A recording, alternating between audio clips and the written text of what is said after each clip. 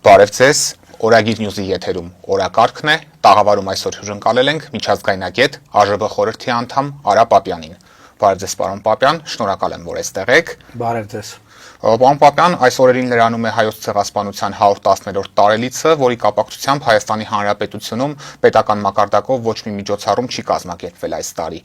Ձեր գնահատմամբ ինչի մասին է այս իրողությունը վկայում եւ ամենակարևորը, ինչ հետեւություն պետք է անեն սրանից մեր համակարգացիները։ Սա ներկա վարչախմբի քաղաքականության դրսևորումն է,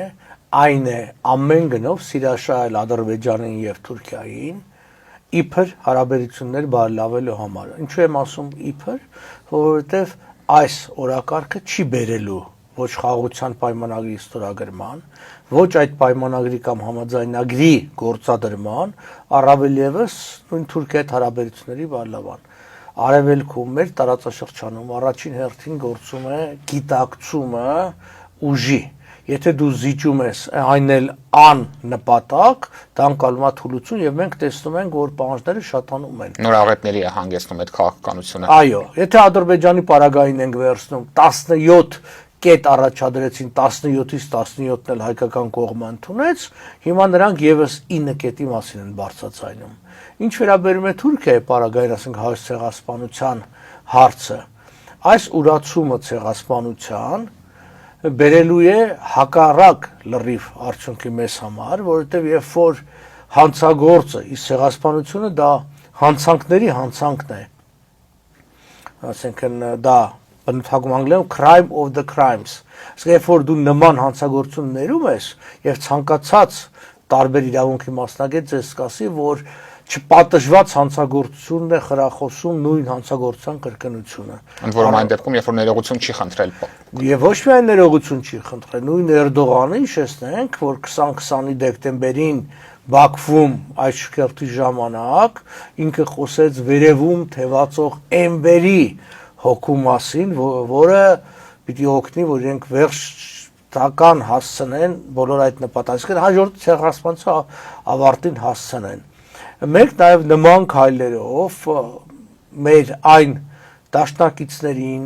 բարեկամ երկրներին, ովքեր ընդունել են ցեղասպանություն, դեռ մենք շատ ծանր կացության մեջ, որտեղ ստացվում է, որ մենք իրենց մասնավորապես Կանադայում այդպես է եղել, համոզում էինք ասելով, որ կան արժեքներ, որոնք ավելին են, քան օրինակ նյութական արժեքները, մասնավորապես կանադացիք նշում էին իրենք տնտեսական հարաբերություններ, առևտրային օգուտ,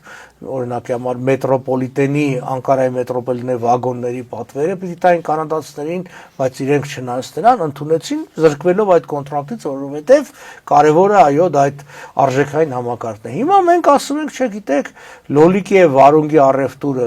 Թուրքիայի հետ մեզ համար ավելի կարևոր է, քան նման բաներ, որը մեկը չփորձի ասել, որ իբր թե այս որտեղ փորձում են դա մասնավորապես Արարատ Միրզան եւ այլն, որ իբր թե կամ Ալեն Սիմոնյանը, եթե մենք այդ ցեղասպանության հարցը շահարկել էր ասել, չարաշահել էր ասել, չանենք, ապա Թուրքիան ինչի պիտի մեզ հետ վատ լինի։ Այդ սխալ տրամաբանություններ հենց Արցախի հարցում, Ադրբեջանի հարցում, այդ ասում, դե որ Արցախի հարցը ոնց որ ասած մերը չլինի, Արցախը մերը չլինի, ինչի պիտի Ադրբեջանը վատ լինի։ Մենք տեսանք ինչի։ Նույնն էլ է դա, այնպես որ սա սխալ քաղաքականության դրսևորումներից մեկն է։ Իսկ ինչ պետք է հետեւություն անի մեր հետեւությունը ժողովուրդը պիտի անի հետեւյալը, որ այն մարդիկ, ովքեր իրականացնում են այս քաղաքականությունը, պիտի հեռանան։ Իշխանությունը ըստ գործող սահմանադրության կարծեմ երրորդ հոդվածն է, իշխանությունը պատկանում է ժողովրդին։ Նա ընտրությունների միջև ընկած ժամանակահատված երկիրը կառավարում, ժողովուրդն է կառավարում իր ընտրած իշխանությունների միջոցով։ Իսկ ինչպես է ընտրում։ Այն գաղափարներով, որը ընտրությունների ժամանակ ասվում է։ Գիտեք, սա նման է խաբեության, որ վատ, օրինակ խանութներում անում են, մի ապրանք են քեզ ցույց տալիս, դու դրա համար վճարում ես, հետո գնում ես բացում ես, տեսնում ես մի վատ ուրիշ ապրանք են տվել։ Այս իշխանություն ժողովրդի հետ այդպես է վարվել։ Ինքը ընտրությունների է գնացել 21 թվականին այլ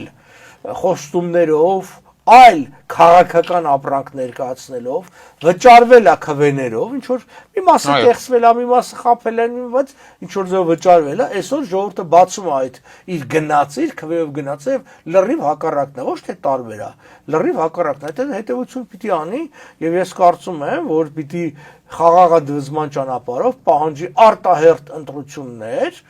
եւ ընտրությունների ժամանակ քվե չտա ԿՊ-ին եւ Նիկոլի վարչախմբին։ Պարոն Պապյան, մենք դուք ցեղասպանության հարցում իշխանության վարած քաղաքականությունը պայմանավորեցիք Թուրքիային սիրաշահելու հանգամանքով։ Մենք նաև տեսնում ենք, որ գործող իշխանությունները ցեղասպանությանը նվիրված օրինագծերը, միջոցառումները, ավանդական ջահերով երթը ընդունում են նաև իրենց դեմ ուղղված գործողություն, ամենքերբ խոչընդոտում են դրանց։ Ըստ ձեզ սա ինչով է պայմանավորված իշխանականների այս անհանդուրժող կեցվածքը այս ամենի նկատմամբ։ Որտեւ իրենք սպասարկում են նույն օրակարգը, ինչ որ թուրքերն են ուզում, ուրիշ հարցերում են ադրբեջանցիները։ Եվ իրենց տերերի արժեվ պիտի արդարանան։ Իրենք լավ են հասկանում, որ օրինակի համար, եթե Նիկոլ Փաշինյանը դատապարտում է ջահերով երթը կամ դրոշների այրելը եւ այլն, այն համարելով, չգիտեմ, սադրիչ եւ այլն, դրանով չի դադարեցնելու, բայց դա ինքնաարդարացման հնարավորություն, այսինքն, երբ որ ասենք նույն Էրդողանը կամ Ալիևը հարցնեն Նիկոլին, բա դու մեզ խոստումներ ես տվել եւ այլն, ինչ եղավ, ինքը կասի, տեսեք, ես հայտարարել եմ, ես դատապարտել եմ, մինչեւ այդ եւս մենք պահանջել ենք եւ այլն, ես այսօր ժամը 1-ի կողմերը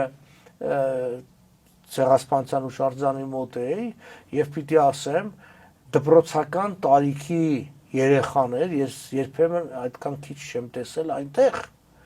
որտեվ կան լուրեր, սա պիտի որ հրահանգավորվել են դպրոցներին, հնարավորինս աշակերտներին չտանել։ Խոչընդոտել են աշակերտներին։ Այո, խոչընդոտել են, բրստաբար խոչընդոտում են ամեն ձև պետական հիմնարկություններ եւ այլն բան, որովհետեւ սրա մեջ կրկնեմ, սա թուրքական օրակարգ է, բայց նոր չի սկսել։ Սկսած այն հարցադրումից, որ դեռ պետքա տեսնենք ինչ պատճառով եւ այլն։ Սոհերի նույնականացնենք 1.5 միլիոն։ Այո, որևէ կապ չունի, հասկանում եք պատճառները եւ այլն, դա գիտական հարց է։ Թողեք գիտնականները լուծեն այս հարցը, բայց անկախ նրանից թե ինչ է եղել պատճառը, անկախ նրանից թե զոհերի թիվը ինչքան է եղել, դա երևույթը չի փոխում։ Տեղի ունեցել ցեղասպանություն, այսինքն ենթադրենք կես միլիոն մարդ է սրի քաշվի, ինչը դրանից ցեղասպանություն դադարում է լինելուց, իհարկե ոչ։ Այսինքն տանում են, շեղում են ոչ կարևոր հարցերի շուրջ, ինչ որ թվաքանակների ավելի անհեթեթ, ցուցակների մասին են խոսում եւ այլն, կամ պատճառաբանություններով եւ այլն, չկա։ Որևէ պատճառաբանություն չի կարող արդարացնել ցեղասպանությունը, որտեղ ցեղասպանությունը, կրկնում եմ նորից, ստոր ամենամեծ հանցանքն է, ինքը այսպես կոչված բաղադրյալ հանցագործություն, այսինքն իր մեջ պարունակում է միանգամից մի շարք հանցակազմ, դա սպանություն է, դա բռնաբարություն է, դա ուրիշի գույքի յուրացում է, դա, չգիտեմ, անօրինական կերպով մարդուն ազատությունից, այսինքն մի հանցանք չի։ Եթե դուք սպանություն եք իրականացնում, որպես կանոն հիմնականում մի հանցանք է, սպանեցիք կամ սպանեցիք, չգիտեմ, թալանի նպատակով եւ այլն։ Սրա մեջ ընդհանրապես չկա երևի հանցագործության մի տեսակ, որը չներառվի ցեղասպանության մեջ եւ պատահական չի, որ առաջին միջազգային կոնվենցիան, անգամ մարդու իրավունքների կոնվենցիայից առաջ ՄԱԿ-ը որ ընդունել է, դա ցեղասպանության կանխարգելման եւ պատժի կոնվենցիան է։ Հայոց ցեղասպանության միջազգային ճանաչման գործընթացը նաև Հայաստանի արտգործնախարարության առաջնահերթությունների օրակարգում չի այլևս, ինչպես է սա գնահատում եւ ինչ հետևանքներ կարող է այս իրողությունը ունենալ, ինչպես մեր երկրի, այնպես էլ նույն մեր հայոց ցեղասպանությունը ճանաչած երկրների մասով, որոնք արդեն նշեցինք, բավականին անհարմար իրավիճակում են հայտնվել։ Սխալ եմ գնահատում, որովհետեւ կրկնում եմ, իբր այս ձևով հարաբերությունները պիտի բարելավեն Թուրքիայից չի լինելու։ Եթե Թուրքիան նպատակ ունի հարձակվել ոչնչացնել Հայաստանը, ինքը 1000 պատրվակ է գտնելու։ Ցեղասպանություն ճանաչում են, չեն ճանաչում, այդպես չի։ ինքը ամեն ինչ կարող է օրինակ համար վաղը պահանջելու է որ գիտեք օրինակ Արարատ գինու եւ կոնյակի կոմբինատի անունը փոխի Արարատ ֆուտբոլային թիմի ասեն մի պատճառ կգտնի անգամ պատճառ չէ պատրվակ Հայաստանին կմեղադրի ահաբեկիչներ կուտակելու մեջ սահմանը եւ եղել է ժամանակի եթե հիշում եք Օջալանը երբ որ Հայաստանների հետ ամբողջականի Արարատ Միրզոյանին կստիպեն որ Արագած Միրզոյան դառնա եւ այլն ասեն միշտ մի պատճառ կգտնեն նայեք եթե քո մտքին չկա խաղաղություն հաստատելու դու միշտ էլ պատրվակը կարողանաս հորինես գտնես կյանքը շատ բարդ է ասենք խաղաղությունը քաղաքական ռազմական հավասարակշռության վրա է խարսխում եւ ոչ թե դիմացինի շահերը սպասարկելով եւ այստեղ կայո դրա ացանցիալ բացական ազդեցությունը այդ բոլոր երկրների հետ մեր հարաբերությունները որտեվ դա ինչ-որ խափեության հոտ է դրանից գալիս մենք իրանց համոզել ենք խափել ենք բարձր արժեքներից ենք խոսացել եւ այլն եւ այսօր ինքներս մեր շահի համար պատրաստ ենք զիջել իսկ երկրներին եւ մարդկանց չեն հարգում նրանք ովքեր ուրանում են նման կարևորագույն բաները որտեվ ցեղասպանությունը դա մեր ժողովրդի կյանքում տեղի ունեցած ոչ միայն ամենաողբերգական ամենավճռորոշ իրադարձությունն է այսինքն չլներ ցեղասպանությունը հաստատ Հայաստանը շատ ավելի մեծ ու հզոր կլներ եւ տարածքով եւ բնակչության հաստատ Ղարաբաղի հարցը Արցախի հարցը լրիվ ուրիշ կլներ պատերազմը ուրիշ արդյունք ունենար Հայաստանը շրջափակելի չէր լինի եւ այլն եւ ես եւ դուք շատ ավելի լավ կապրեինք այս երկրում բոլորովին այլ իրողությունների մեջ լրիվ ուրիշ կլներ իրավիճակը այսինքն այն որ մեկ ասում են որ դա դե պատմական իրադարձություն է ոչ եթե դրա ազդեցությունը այսօրվա մեր կյանքի վրա անգամ կենցաղի վրա է ազդում ո՞նց կարա լինի պատմական իրադարձություն դա այսօրվա իրադարձություն է պատմական այն իրադարձությունները որոնք կատարվել եւ վերջացել են ինչ որ մի ժամանակաշրջանում որոնց հետևանքներն էլ մնացել են ազդեցություն չունեն ներկայի վրա իսկ ներկայացություն ցեղասպանության ամենամեծ դա դրանց ավելի մեծ ազդեցությամբ իրադարձություն չի եղել նաև կարծում եք որ հաջորդ իշխանությունների իշխանափոխությունից հետո այս հարցը պետք է բերեն կրկին առաջնահերթությունների շարքում այո որովհետև սա նաև շատ երկրների դրում է բարոյական ոմանց էլ պիտի նել իրավական պատասխանատվության տակ եւ իրենք մի տեսակ պարտավորված են զգում քո համար ինչ որ բաներ անելու հասկանում եք ես դեսպան եմ եղել Կանադայում այդ հարցը շոշափել եմ ընդունել եմ թվով գիտեմ դա ոնց արվում այդ մեղավորության զգացողությունը կա նաև են որ մենք այսօր չենք կարող դա հատուցենք բայց ինչ որ ծրագրեր են սկսում առաջարկել դրա դիմաց եւ այլն նայեք հрьяաները հիմար ժողովուրդ չեն եթե Իսրայելը հոլոկոստի հարցը դարձրել է իր արտաքին քաղաքականության ճանաչման հարց է որտեղ դեռ ժխտում չկա բանը բայց դա մնում է որպես ինքնապաշտպանության հիմնավորում այսօր ինչ են Իսրայելին ներում ատոմային զենք ունենալը իսկ օրինակ Իրանին կամ Պակիստանին չեն ներում որտեղ Իսրայելն ասում է ես ցեղասպանություն ապրած ժողովուրդ եմ never again նորից չեմ ուզում ցեղասպանություն տեսնել ես փոքր ժողովուրդ եմ ես չունեմ այն 85 միլիոն ինչ որ Իրանը ունի ես չունեմ Պակիստանի չգիտեմ 100 կամ 200 միլիոնը նրանք են իմ նկատմամբ լավ չեն ես պիտի իրավունք ունենամ ինքնապաշտպանվել դրանով է բացատրում ասենք ցեղասպանությունը նույնը Հայաստանը պիտի անի այսինքն Հայաստանը պիտի ցեղասպանություն այս թեման նույն նայեք երբ որ 88-ից սկսեց Արցախյան շարժումը այն ժամանակ շատ ավելի խելոք էր մենք անընդհատ համատում էինք Նախիջևանի հետ ցույց ենք տալիս որ տեսեք Ադրբեջանի կյանքում Արցախը չի կարող ապագա ունենա Նախիջևանն էլ օրինակ հուշարձանների հայ բանը դրա համար այն ժամանակ որ մեկի մտքով չեր ասում մեզ առաջարկել Արցախ Ադրբեջանի կազմում բայց երբ որ մենք աստիճանաբար մոռացանք այդ համատություններն էլ չարեցինք իսկ դա ցեղասպանություն էր ի վերջո սեփական հայրենիքից վտարելը եւս ցեղասպանություն է ինչա տեղ ունեցավ Արցախում այդտեղ ինչու տեղեր մինչ այդ Նախիջևան եթե մենք Նախիջևանի հարցը ճիշտ ներկայացնեինք ի վերջո Գիտեք, երբ որ մենք խոսում ենք անգամ մեր անկախության հռչակագրի մեջ գրված է ցեղասպանությունը Հայաստանում եւ Օսմանյան Թուրքիայում եւ սա այդ Հայաստանումը ճիշտ է ինչու որտեվ Հայաստանում ասած ներառմա իր մեջ նաեւ նույն ասենք Նախիջևանը մենք մոռանում ենք որ երկու մեծ ջարդ ու կոտորածեռ է Բաքվում Բաքվի հայերը որ Օսմանյան բանակի կողմից մեկը 18 թվին մյուսը 20 թվին են կոտորվել կամ շուտ այդ ամբողջ այդ հայոց ցեղասպանության առանձին դրվագներ են Դրանք եւ դա իրականացվել է նույն ծրագրի մեջ։ Մենք դա չկարողաց, եթե հենց սա էր, որ մենք դա այսպես ասած կապիտալիզացնենք քաղաքական կապիտալի եւ ցույց տանք, որ նրանք ինչ են արել,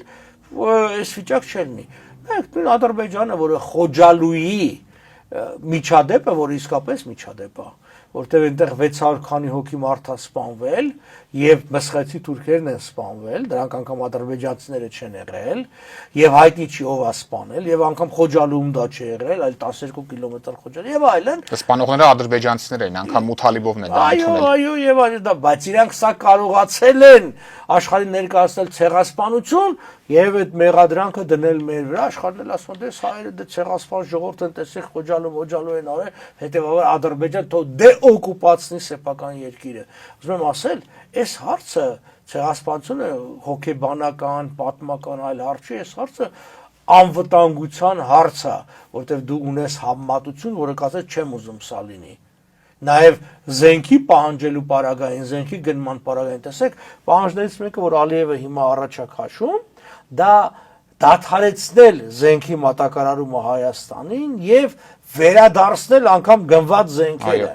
Հիմա դու պիտի փաստ ասես, իսկ ինչու դա չես անում։ Առաջի իհարկե փաստը պիտի համատես Ադրբեջանի գնումների հետ, որը 2.5-3 անգամ ավելի շատ յուրաքանչյուր տարի զենք է գնում եւ երբեւե այս քանակությամբ չի արել։ Ոչ պաշտոնականով 3.9 միլիարդ դոլարի զենք արել 24-ին, կներեք պաշտոնականով։ Ոչ պաշտոնականով անգամ մինչեւ 5.9-7.2 այդ թվերը։ Կրկնակի ավելի շատ գրեթե։ Այո։ Հայաստանը 1.3 է, այսինքն շատ ավելի քիչ է։ Առաջ փաստարկը իհարկե զենքի համատությունը, բայց երկրորդ փաստարկը դուք դες ցեղասպանության փաստը ցույց տաս, որ գիտեք ինչ է, ես այս ժողովրդից, իսկ դա ես տեսան դա նույն թուրքական մշակույթն է, եւ Արցախի օրինակն էլ պետքա բերել, ես ցեղասպանություն եմ տեսել, ես չեմ ուզում այն կրկնվի։ Պարոն Պապյան, Նիկոլ Փաշինյանը իր այսօրվա ուղերձում ապրիլ 24-ին ընդգծել է, որ սահմանազատված եւ սահմանագծված սահմաններով Հայաստանի Հանրապետությունն է Մեծ Եղեռնի ողբերգությունը վերապրելու միջոցը։ Որքանով եք համաձայն այս պնդման հետ, թե սա պետք է առավելապես դիտարկենք որպես սեփական դեմքը փրկելու միջոց կամ որևէ այլ շարժառիթով։ Սա անգամ միջոց էլ չի, սա ինչ-որ անհեթեթ հայտարարություն է, որտեղ նայեք, ցանկացած հայտարարություն պիտի խարսխված լինի պատմական, իրավագիտական, քաղաքական ինչ-որ հիմքերի վրա։ Ասենք ինչ վիճակագրություն ինքը ունի, վերջ ասենք 50 տարվա մեջ, որ ասում է սա է այդ միջոցը կանխելու կամ վերապրելու ցեղասպանությունը։ Ես վերցնում եմ երկրորդ համաշխարհային պատերազմից հետո ռազմական բախումները եւ այլն, այսինքն որ Սովետը զորք մտցրեց Աֆղանստան, սովետ-աֆղանական սահմանը սահմանազատված ու սահմանագծված չէր, երբ որ Թուրքիան զորք մտցրեց Սիրիա կամ Իրաք, ոնց էր սահմանագծված չէր, անհետեթ ինչ կապ ունի, դա ինչ ասեմ, հա լավ է որ պետություններն ունենան այնտեղ սյուներ խփած, որ ասենք իմ սահմաննաբան եւ այլն, բայց դա չի պաշտպանում։ Դա երբևէ չի էլ պաշտպանել ոչ առաջին համաշխարհայինի, ոչ երկրորդ, ոչ այդ մյուս պատերազմների ժամանակ։ Սա պարզապես իր ձախող քաղաքականությունը արդարացնելու միջոց է եւ նաեւ երբ որ ինքը ասում է սահմանազատում, օրինակ ինչ հասկանում։ Ես ասում եմ 12 կիլոմետր մենք սահմանազատել ենք, ոչ մի կիլոմետր էլ չեք սահմանազատել։ 4 գյուղ եք հանձնել։ Բացի այդ սահմանազատումը դա սահմանի ինչ իրավական հիմքի վրա է դա ամրագրված։ Ոչ մի իրավական հիմք չկա։ Գնացել եք ինչ որ սյուներ եք խփել, ինչ որ բաներ եք հանձնել, 4 հանձնել եք, հիմա էլի 4-ն են ուզում եւ այլն չկա։ Դա գործընթաց է սահմանի վերաբերյալ, այսինքն այդտեղ պիտի լիներ համապատասխան հանձնաժողովներ, որը պիտի նախաստորագրեին փաստաթուղթ, որը պիտի շահագրգիռ կառույցների հետ համաձայնեցվեր, որ իզետե դա սահմանի փոփոխման արցախ, արդեն 116-րդ օրենքն պիտի հանրակվել եւ ոչ մի բան չի արված, այսինքն ով որ տեղից վերակենում, անկախ ինչ պաշտոնյա է։ Ուզում է վարչապետ, չի կարա իր ուզածով բանանի, ասենք ասի էսա մեր սահմանը։ Հիմա Նիկոլն ասում է գնամ խաղաղության պայմանագիր ստորագրեմ։ Քեզ ով է լիազորը, դու ով ես որ գնաս նման բան կա միջազգային պայմանագրերի ստորագրման օրենք կա Հայաստանում, այնտեղ մանրակրկին այդ process-ը նկարագրած է, դու այդ սկզբից մինչև վերջ խախտում ես այդ օրենքը, այնտեղ սահմանադրության մեջ բան կա, հո այդ ասելով չի, հա, այսօր ոչ սահմանադրական դատարանը, ոչ մյուսը, ասենք նույն դատախազությունը գործ հարուցեր այդ հայտարարություններից հետո, ոչ էլ, չգիտեմ, կառավարությունը հարց չի տալիս, բայց ոչինչ էս արևիտակ հավերժ չէ, հաստատ այդ հարց տվողը լինելու, հաջորդ իշխանությունը այդ հարցը տալու է։ Այսօր Պոլսո հայոց պատրիարքին եւ հայ համայնքին ուղերձով դիմեց նաեւ Էրդողանը, իհարկե հերթական անհասցե ուղերձներ, սակայն նշել էր այս ուղերձում, որ անցյալի տխուր հիշողությունները չպետք է պատանդ պահեն ներկան ու ապագան։ Ինչ պետք է հասկանա հայ հանրությունն Էրդողանի այս ուղերձից, կարող է արդյոք Թուրքիան ինչ-որ փուլում գնալ Հայաստանի հետ հարաբերությունների կարգավորման, թե ինչպես արդեն նշեցինք, դա տեղի չի ունենա հաշվի առնելով այս իրավիճակը։ Նախ ուզում եմ ասել, որ սահմանի բացելը դա հարաբերությունների կարգավորում չի։ Սահմանը էլի բացի դա ինչ-որ մի հատ միջադեպ է, մանր հարց է, այսինքն դրանով սահմանը կամ անգամ սահմանան նշումն ու բանը, դրանք կարգավորումը դա շատ ավելի բարդ, այսպես բազմակով եւ այլն։ Հիմա կա հանցագործ կողմ, ակնհայտորեն դա Թուրքիան է, որը եւ ցեղասպանության է ենթարկել այս ժողովրդին եւ Հայաստանի Հանրապետության, կրկնում եմ, ոչ թե պատմական Հայաստանի Հանրապետության տարածքներն է գրավել եւ այլն։ Հիմա, եթե կարգավորողը նա է, որ դու ստիպում ես զոհին, որ ինքը համաձայնի, որ դու ճիշտ ես, դա կարգավորում չի։ Դա ուղղակի սպառնալիքի տակ հարկադրանք, հա, ուրիշ բան, որ Նիկոլ Փաշինյանը անգամ այդ հաճույքով անգամ դա անում, ուրիշ բան, բայց ամեն դեպքում միջազգային ինքը պատահական չի, հարկադրանքի տակ ընդունված իրավական ակտերը, դրանք անօրինական են։ Դեղ կա, ասենք անդը դյուրես է գոչվում, այսինքն այդ փադրը անօրինական է, ակնհայտ է, չէ՞ որ հարկադրանք կա։ Եթե Ալիևը, եթե սրանք խոսում են ցեղասպանությունը կրկնելու մասին, եթե սրա մասին պիտի խոսան, նայեք։ Եթե իմ համար ընդունելի չի, բայց ես կարող եի համակերպվել այն մտքի հետ, որ որոշել են ամեն ինչ ուրանան, ամեն ինչից հրաժարվեն, բայց այս 29000 քառակուսի կիլոմետրի վրա այ ժողովուրդը պետք է ապրի երջանիկ, ապահով, բարեկամական հարաբերություններ ունենալով հարևաններ հետ եւ այլն։ Հակառակ կողմերն նման պատրաստականություն։ Երբ որ օրինակ Էրդողանն ասում է, ինչ է այդ անցյալի հիշողությունները պատանդ չպահեն ներկան ու ապագան։ Այսինքն այս սահմանը ով է փակել։ Անցյալի հիշողություն չի, այսօր սա փակված է, զենքը ով է տալիս Ադրբեջանին, ով է հայտարարում, որ Էնվերի ոգին թևածում է մեր վրա, դա էլ անցյալի հիշողություն։ Օրը մեջ համատեղ ռազմական բան եք, զորավարժություն եք անում Ադրբեջանի հետ մեր սահմանների երկայնքով, դա էլ է պատմական հիշողություն, հա պատմականը գիտեք ոնց կլներ, երբ որ դե լավ այդ ներողություն սխալ ընդունելը դնենք մի կողմ, այսինքն իրանք դրան պատրաստ չեն, բայց լռելային կերպով այս ամբողջ հաղթանակ, սահմանը բաց է, այնտեղ հայ համանքի նկատմամբ վերաբերմունքը լավ է, չգիտեմ Հայաստանի հետ լավ հարաբերություններ, այսինքն դե ֆակտո այդ բերքում այդ դեպքում ժողովրդի մասն էլ կարող ասել, դե լավ, հիմա տեսեք, մենք բարեկամական հարաբերություններ ունենք, ինչի անպայման փաստաթղթավորենք դրա, ասենք, այդ սխալի ընդունումը։ Բայց իրանք իրականացնում են այսօր թշնամական քաղաքականություն Հայաստանի նկատմամբ։ Ալիևի մասին չեմ խոսում, նա ընդհանրապես, այսինքն Հայաստանի գոյության իրավունքը, եթե Թուրքիան գոնե ձևականորեն պատրաստ էր եւ պատրաստ է միշտ եղել ինչ որ փոքր Հայաստանի գաղափարն ընդունի, Ադրբեջանը դա էլ չի ընդունում։ Ադրբեջանը դա էլ չի, Երևանը իրենցն է, ամբողջ Հայաստանը արևմտյան Ադրբեջան են համարում։ Հա, դա ոչ միայն համարում է։ 22 թվականի դեկտեմբերին իրենք ստեղծեց Ալիևի մասնակցությամբ բացվեց արևմտյան Ադրբեջանի համայնք կազմակերպությունը, որը պետության կողմից հսկայական աջակցություն է ստանում, որի ղեկավարը Ադրբեջանի խորհրդարանի անդամ է, որը հնչեցնում եւ բարձրաձայնում է ադրբեջանական պետության ծրագրերն ու այդ ուղենիշային քաղաքականությունը։ Եվ մենք տեսել ենք ինչի մասին իրանք որ խոսում են, եթե դա տվյալ բան դեռևս պետական քաղաքականության մաս չի, անպայմանորեն դառնում է, որտեղ դա բարձրախոս է ստեղծված իրենց համար։ Այսինքն դա այն ինչ որ ասում են soft power, փափուկ ուժի միջոցով այդ գաղափարն են տանում, այսինքն էլի Երևանի հրապարակը ցույց են տալիս, ասում են, չգիտեմ, էս մերն է, Նրանք այն աստիճանի լկտիության են հասել, այն օրը կարդում էի ադրբեջանական դրատվականի մեջ, որ հայերը Երուսաղեմում 3 եկեղեցիներ են, որոնք խլել են ալբանացիներից, այսինքն իրենց ոտնձգությունը արդեն միայն Հայաստանը չի, այլ հայ եկեղեցու Հայաստանից դուրս գտնվող վանքերին ու տաճարներին ուզում են տիրություն անեն եւ այլն բանը։ Եվ սա լուրջ պետք է մոտենալ։ Սա շատ հեռու գնացող վտանգավոր քաղաքականություն է, որտեղ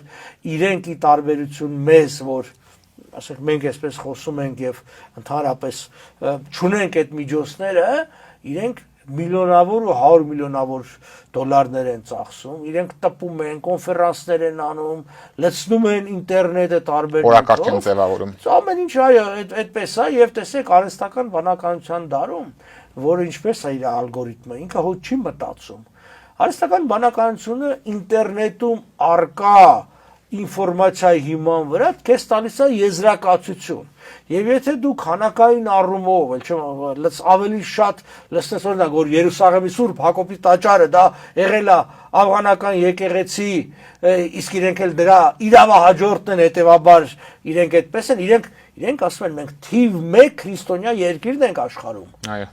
Հայերն էլ չէ, որովհետև Բարտողոմեոսը հիմնել ալբանական եկեղեցին եւ այսինքն սա այն ինչ որ մեզ համար անհեթեթ է թվում է սպահին, գիտեք, Գեբելսն ասում են սուտը, որը հաճախ ակրկնում, դառնում է իրականություն։ Հա, մասնագետներին չեն կարող խաբել,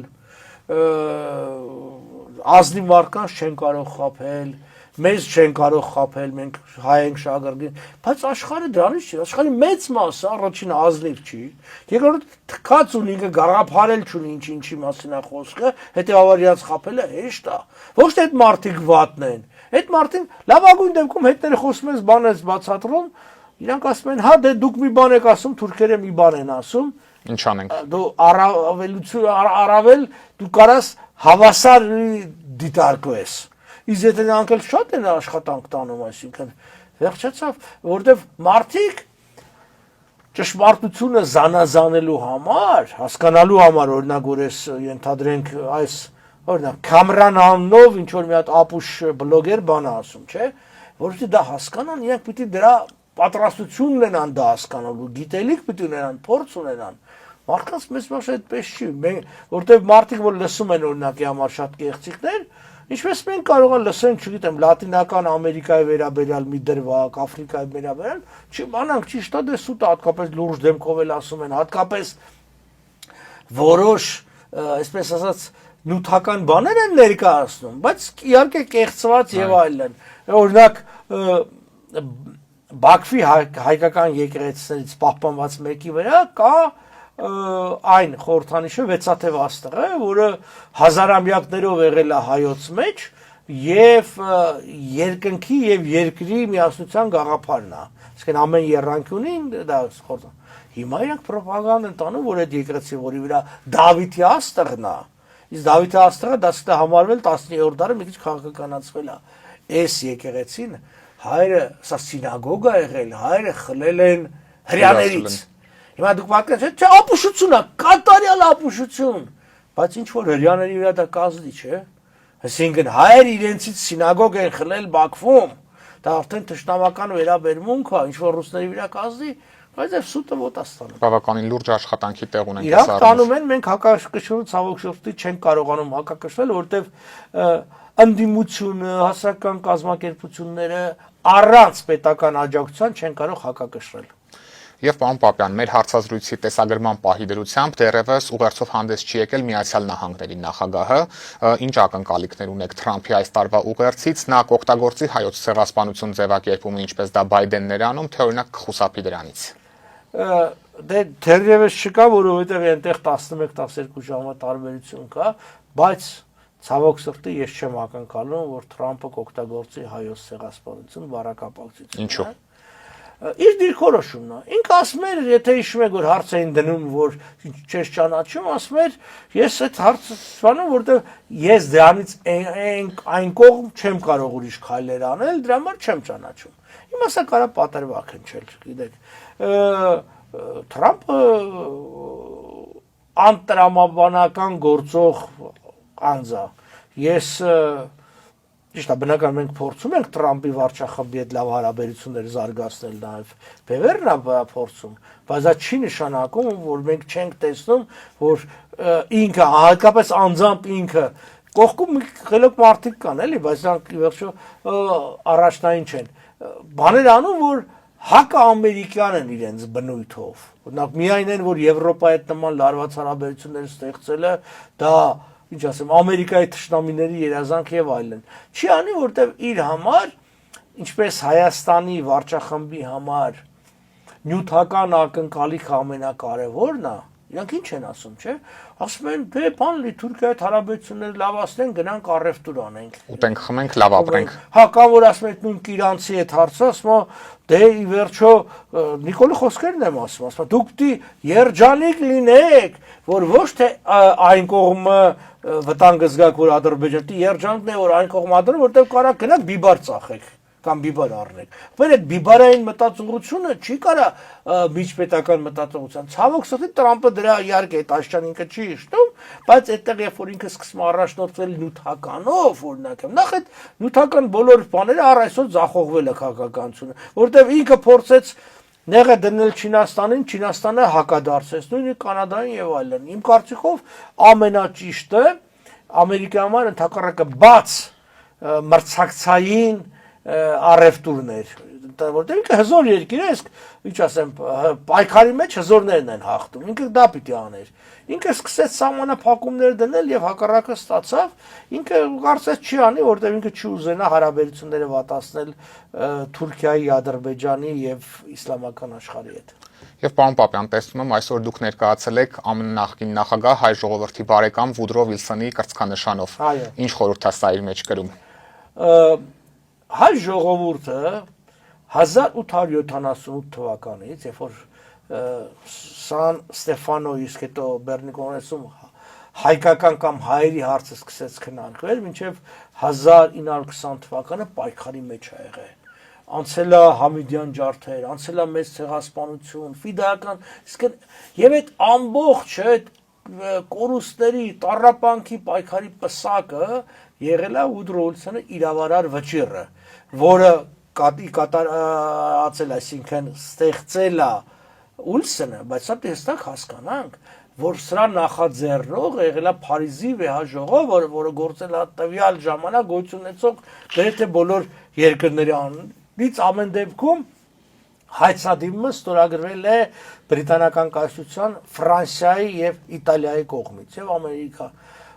Սա հետեւյալն է, որ այո, մենք ունեցել ենք մարդկային մեծ կորուստներ ցեղասպանության ժամանակ, բայց իմ կարծիքով ամենամեծ կորուստը մեր եղել է հայրենազրկումը։ Մեզանից հողեր չեն գրավել, մեզանից հայրենիք են գրավել։ Սա շատ կարևոր հանգամանք է։ Գիտե, հողերը հողային վեճը, տարածքային վեճը այդ Կուրիլյան կղզիներն են Ճապոնիայի եւ Ռուսաստանի միջև։ Մեր մոտ հայրենիքի խնդիր է եւ իդեպ թուրքերը ձևել ասում էին, որ մենք հայրենիքի իրանք գիտե ասում մենք եկել ենք զենքով հայրենիք ենք ստեղծել, սրով հայրենիք ենք ստեղծել մեզ համար եւ դուք մեր հայրենիքում տեղ չունեք։ Հիմա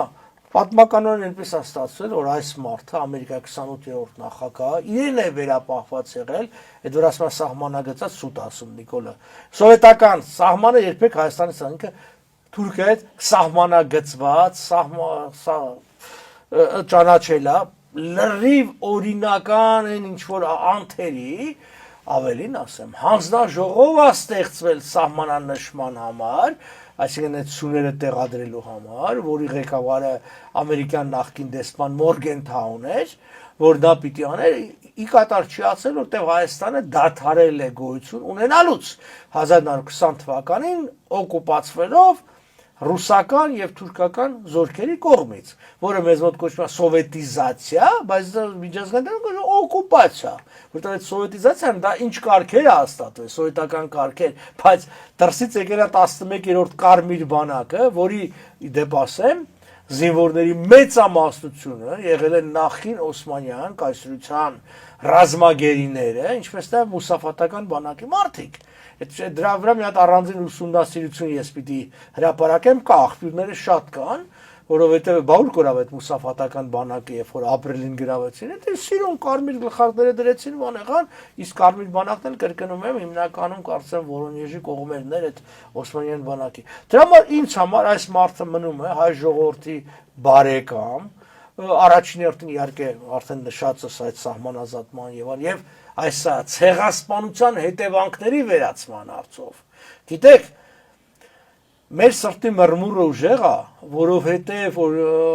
մենք այդքան կորուստներից հետո որևէ հատուցում չստացանք։ Եթե հոլոկոստի հետ ես համատում, հոլոկոստի պատճառով, ես կասեմ անգամ շնորհիվ հрьяաները պետականություն ստացան։ Այ այդ պետականության բուն իմաստը հենց դրա մեջ էր հрьяաներին տալ պետություն, որպեսզի ցեղասպանություն չկրկնվի։ Ցեղասպանության, այս ցեղասպանության մենք կորցրեցինք մեր պետականությունը, որտեղ մենք այնքան թույլ էինք, այսինքն նամես 18-20 հանրապետությունը 300,000, 500,000 գաղթական սովյալներ, կոտորվածներ եւ այլն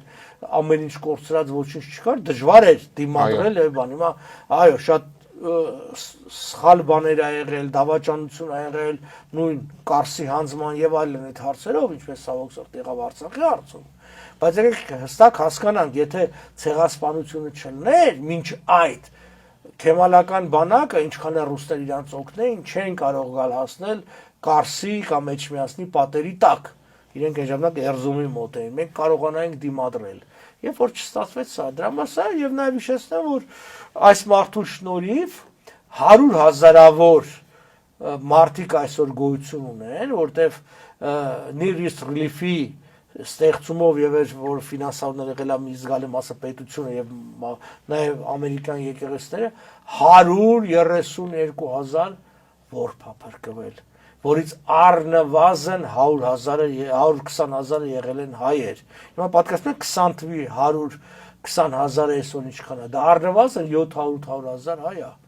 Այ միան ես այսօր Facebook-ում նայում էի մարդիկ իրենց նախների նկարներն են դնում եւ նրանց մեջ շատեր կա, որ գրում էին, որ որփայղը եւ որփանոցում է մեծացել։ Որ որփանոցի մասն ինչի չեք ասում։ Դրանք եղել են ամերիկյան որփանոցներ։ Հայաստանում 60-ից ավել ամերիկյան որփանոցներ են եղել, իհարկե եղել են շատ փոքր որփանոցներ, օրինակ նույն Քանդեցին այդ շենքը Պուշկինի փողոցի վրա էր, որտեղ մի քանի տասնյակ ա եղել։ Բայց եղել է Գյումրիի որփանոցի նման որփանոց, որը